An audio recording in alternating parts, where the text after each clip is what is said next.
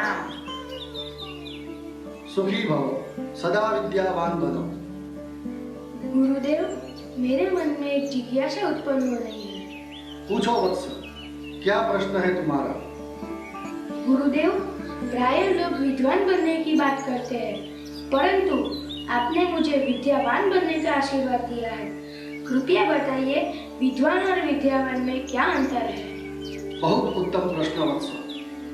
विद्वान बनना जितना सरल है, उतना ही विद्यावान बनना कठिन है। वह कैसे गुरुदेव? वत्स, विद्यावान पद विद्वान से एक सोपान ऊपर है। विद्वान को अहंकार हो सकता है, लेकिन विद्यावान सद्गुणों की खान होता है। जैसे रावण विद्वान था और हनुमान जी विद्यावान थे। हनुमान चालीसा में हम गाते हैं ना, विद्यावान गुणी अति चातुर, राम काज करिबे को आतुर। विद्यावान ज्ञान को सद्गुणों के साथ अपने आचरण में उतारता है। विद्वान व्यक्ति केवल ज्ञानी होता है, लेकिन विद्यावान व्यक्ति संयम, विवेक एवं विनय से युक्त होता है। तो फिर गुरुदेव, हमें विद्यावान बनने के लिए क्या करना चाहिए?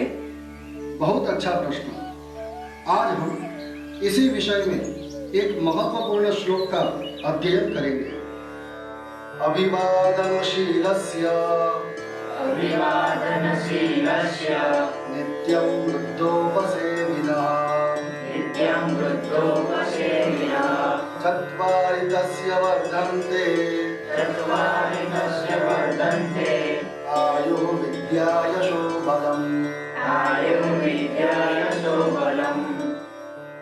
इस श्लोक का तात्पर्य यह है कि जो विद्यार्थी सदैव अपने माता पिता, गुरुजनों एवं बड़ों का आदर करता है और उनकी सेवा करता है, उसे 4 वरदान प्राप्त होते हैं: आयु, विद्या, यश एवं बल।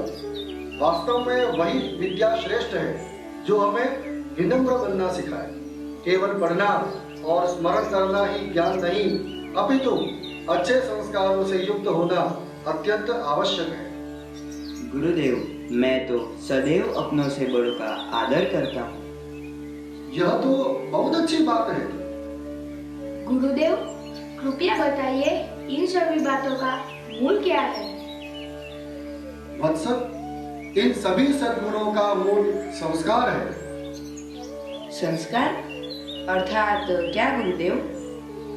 जो हमारे जीवन के प्रारंभ होने से पहले और मृत्यु के बाद भी साथ चलते हैं, वो होते हैं संस्कार। संस्कार हमारे जीवन के हर पहलू को प्रभावित करता है। संस्कार केवल आदतें या परंपराएं नहीं है, बल्कि ये हमारे सोचने का तरीका, यह हमारे कार्यों की दिशा और हमारे नैतिकता को भी आकार देते हैं। एक व्यक्ति के जीवन में संस्कार जितने मजबूत होंगे, उसकी सोच उतनी ही उन्नत और उसका व्यवहार उतना ही सशक्त होगा। जीवन में सही मार्ग पर चलने के लिए हमें अच्छे संस्कारों की आवश्यकता होती है, क्योंकि यही हमें चुनौतियों से जूझने की ताकत देते हैं और हमें समाज में सम्मान दिलाते हैं। गुरुदेव, आप हर बार की तरह कोई उदाहरण देकर इस विषय को समझाओगे? आओ साक्षात उदाहरण देकर बताता हूँ। जैसे एक किसान का जमीन में बीज बोने से लेकर उसे अन्न बनने तक की प्रक्रिया ही संस्कार होती है।